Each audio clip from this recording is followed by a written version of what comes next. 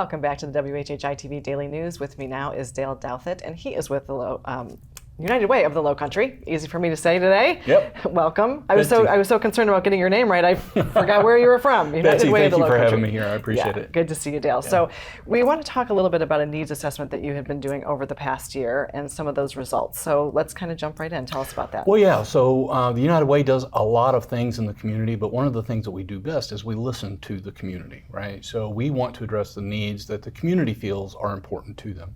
So last year we did a needs assessment, and we did one-on-one interviews, we did focus groups, and we did a community-wide survey to get input from the community. Mm-hmm. And what it boiled down to was we, the United Way, need to start focusing more on creating opportunities for self-sufficiency. Okay, interesting. So as we go forward and the United Way invests in the community, everything that we do is going to be looked at through the lens of self-sufficiency.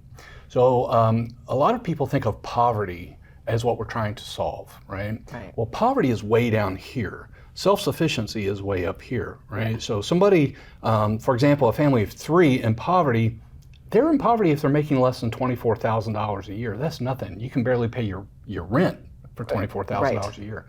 The same family of 3 to be self-sufficient needs to make about $60,000 a year. So how do we get these families from here to here so they don't have to rely so much on assistance from government programs or nonprofit programs? Right, because that is a pretty big gap. It's a huge gap. Yeah, it's a huge gap. And it starts with focusing on the foundational items. So making sure that they have a roof over their head and they have food on their plate, because you can't focus on improving your life if you're hungry. Sure. So those foundation basic needs. Then focusing on education, cradle to career, so from birth up until people are of working age, creating programs there to help people create self-sufficient opportunities. And then finally, for the folks that are already in the workforce, helping make sure they have the child care or dependent care that they need so they can go to work. Right. Make sure they have the job skills and the interview skills to get those better paying jobs. Because the reality is there are always going to be low paying jobs in the community that have to be filled, the cashiers, the different things. The goal is for those should be the entry-level workforce. Right. But if you've been in the workforce for a while, you should be moving up the chain and getting those jobs that can pay the bills when you start a family. And so that's what we're going to be working on over the next several years. Okay. And so how do you plan to work on those? What are some of the programs that you're putting in place to make sure that you are bridging that gap in those various ways? Right. And so the really important thing to recognize, that everybody needs to recognize, is we can't do it by ourselves.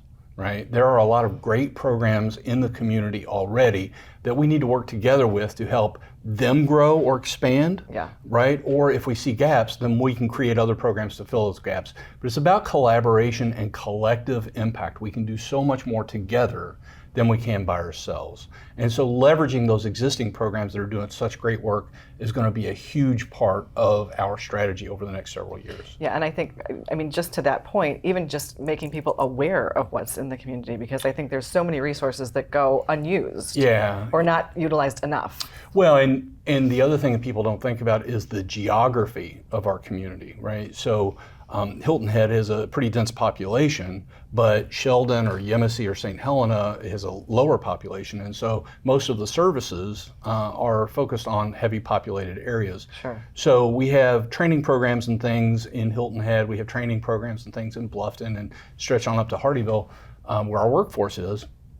But when you get out in these less populated areas, there are fewer and fewer opportunities. So making sure that we're leveraging the programs that exist and helping them expand into the other areas that don't have the services, it's going to be a real key. Yeah, and a big job, it sounds like. Yeah, a big job. So we've got about 20 seconds left or so. How can we, the community, help you achieve these goals? Well, first, do like we do, listen, right? So go to our website, look at the results from the needs assessment, look at our strategic plan, look at our goals, and think about how you can leverage your passion to get involved with an organization that already exists. It doesn't have to be the United Way. It could be Bluffton Self-Help. It could be Deep Well Project. There are tons of great programs out there. Right. Give of your time, talent, and treasure. Certainly. Well, thank you, Dale, for being here to share about this today. We appreciate it. Thank you so much, Betsy. Yeah, and there's lots more to come, so stay with us.